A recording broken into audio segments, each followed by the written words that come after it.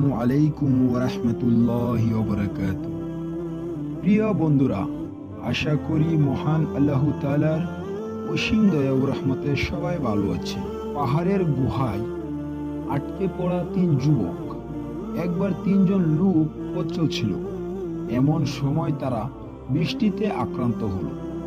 অতঃপর তারা এক পাহাড়ের গুহায় আশ্রয় নিল। হঠাৎ পাহাড় হতে এক খণ্ড পাথর পড়ে তাদের গুহার মুখ বন্ধ হয়ে গেল। তখন তারা একে অপরকে বলল, নিজেদের কৃত কিছু সৎ কাজের কথা চিন্তা করি বের কর, যা আল্লাহর সন্তুষ্টির জন্য তোমরা করেছ, এবং তার মাধ্যমে আল্লাহর নিকট দোয়া করো। তাহলে হয়তো আল্লাহ তোমাদের উপর হতে পাথরটি সরিয়ে দেবেন। তাদের একজন বলতে লাগলো, হে আল্লাহ, আমার আব্বা ও আম্মা খুব বৃদ্ধ ছিলেন এবং আমার ছোট ছোট সন্তানও ছিল। আমি তাদের ভরণ পোষণের জন্য পশু পালন করতাম। সন্ধ্যায় যখন আমি বাড়ি ফিরতাম তখন দুধ দোহন করতাম এবং আমার সন্তানদের আগে আমার মা বাবাকে পান করাতাম। একদিন আমার ফিরতে দেরি হয় এবং সন্ধ্যা হওয়ার আগে আসতে পারলাম না। এসে দেখি তারা ঘুমিয়ে পড়েছেন। আমি দুধ দোহন করলাম যেমন প্রতিদিন দোহন করি। তারপর আমি তাদের শিয়রে দুধ নিয়ে দাঁড়িয়ে রইলাম। তাদেরকে জাগানো আমি পছন্দ করিনি এবং তাদের আগে আমার বাচ্চাদেরকে পান করানো সঙ্গত মনে করিনি। অথচ বাচ্চাগুলো দুধের জন্য আমার পায়ের কাছে পড়ে কান্নাকাটি করছিল। এভাবে বুর হয়ে গেল। হে আল্লাহ, আপনি জানেন, আমি যদি শুধু আপনার সন্তুষ্টির জন্য এই কাজটি করে থাকি, তবে আপনি আমাদের হতে পাথরটা খানিক সরিয়ে দিন, যাতে আমরা আসমানটা দেখতে পাই। তখন আল্লাহ তাআলা পাথরটাকে একটু সরিয়ে দিলেন এবং তারা আসমান দেখতে পেল। দ্বিতীয় ব্যক্তি বলল, হে আল্লাহ, আমার এক চাচাতো বোন ছিল।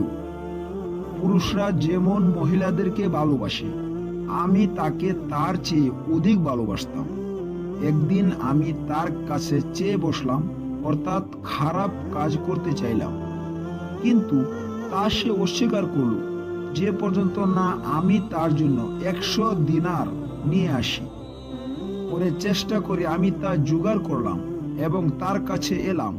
যখন আমি তার দুপায়ের মাঝে বসলাম, অর্থাৎ সম্মুখ করতে তৈরি হলাম, তখন সে বলল, হে আল্লাহর বান্দা, আল্লাহকে ভয় কর, অন্যায়ভাবে মুহর পর্দা ছিঁড়ে দিও না, অর্থাৎ আমার সতীত্ব নষ্ট করো না। তখন আমি দাঁড়িয়ে গেলাম।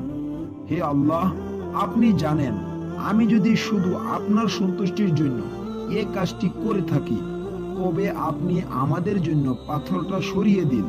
তখন পাথরটা কিছুটা সরে গেল।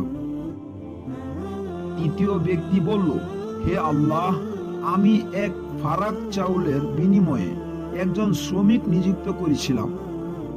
যখন সে তার কাজ শেষ করলো, আমাকে বলল, আমার পাওনা দিয়ে দাও। আমি তাকে তার পাওনা দিতে গেলে সে তা নিল না।